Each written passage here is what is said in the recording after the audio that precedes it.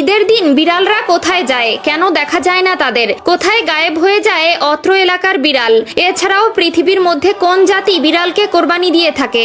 এছাড়াও বিড়াল কিভাবে ভূমিকম্পের আগাম বার্তা বুঝতে পারে এবং তার মালিককে রক্ষা করে? এছাড়াও যারা বিড়াল পালন করে তারা কিভাবে ব্রেইন স্ট্রোকের হাত থেকে বেঁচে যায় তা কি আপনার জানা আছে? এমনকি রাসূলুল্লাহ সাল্লাল্লাহু আলাইহি ওয়াসাল্লাম আজ থেকে 1400 বছর আগে এই বিড়াল সম্পর্কে কি বলে গিয়েছিলেন সেটা কি আপনার জানা আছে? প্রিয় দর্শক, আজকের এই ভিডিওটি অতীব গুরুত্বপূর্ণ হতে চলেছে। অনেক অজানাকে জানতে পারবেন আপনারা এই ভিডিওর মাধ্যমে। তবে তার আগে যদি আপনি বিড়াল পছন্দ করেন কিংবা আপনার বাসায় বিড়াল থেকে থাকে তবে খুশি মনে কমেন্ট করবেন আলহামদুলিল্লাহ, এবং এই আলহামদুলিল্লাহ বলার কারণটাও এখন আমি ব্যাখ্যা করব। প্রিয় দর্শক, আমরা সকলেই জানি প্রিয় নবী সাল্লাল্লাহু আলাইহি ওয়াসাল্লাম বিড়াল ভালোবাসতেন।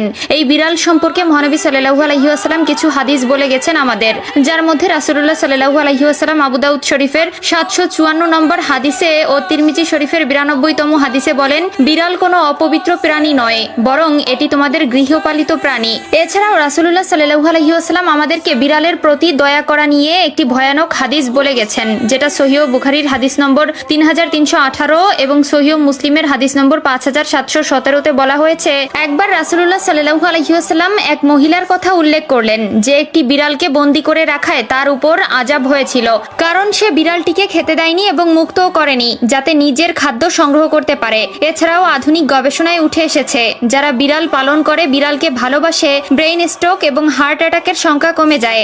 এছাড়াও বিজ্ঞানীরা বলছেন বিড়ালের শ্রবণ শক্তি অন্য সকল প্রাণী থেকে একটু প্রখর, যার মাধ্যমে তারা অনেক দূরের জিনিসও খুব সহজে শুনতে পারে। এমনকি যদি ভূমিকম্প হয় তার 10 থেকে 15 মিনিট আগে ভূপৃষ্ঠের তলের প্লেটের বিন্দুমাত্র শব্দও তারা শুনতে পায়, যার ফলে তারা আগে থেকেই সাবধান হয়। আধুনিক বিজ্ঞান গবেষণা করে আরো পেয়েছে যে যারা অল্পতেই নেগেটিভ মাইন্ডেড হয়ে পড়ে তাদের সামনে যদি সেই সময় কোনো বিড়াল ছেড়ে দেওয়া হয় কিংবা সেই ব্যক্তির পোষা বিড়াল থেকে থাকে তবে সেই বিড়ালের দিকে তাকালেই নেগেটিভিটি কেটে যায়। এছাড়াও যারা কালো জাদু করে বা কালো জাদু অধ্যয়নরত অবস্থায় থাকে তারা তাদের এই শক্তিকে বৃদ্ধি করার জন্য কালো রঙের কোনো বিড়াল পেলেই সেটি কোরবানি করে দেয়। তাদের বিশ্বাস এটি কালো জাদুকে আরো প্রখর করে তোলে এবং কোরবানির ঈদের দিন তেমন একটি বিড়াল দেখা যায় না। এর কারণ হলো বৈজ্ঞানিক গবেষণায় উঠে এসেছে যে বিড়ালের খাদ্য হজম শক্তি কম থাকায় আঁশ জাতীয় খাদ্য হজমে বেগ পেতে হয়, যার ফলে কোরবানির ঈদের কয়েকদিন মাছ মাংসের হাড়গোড় এমনকি মাংস অত্যাধিক পরিমাণে খাবার ফলে তাদের বমি সহ বদ হজম হয়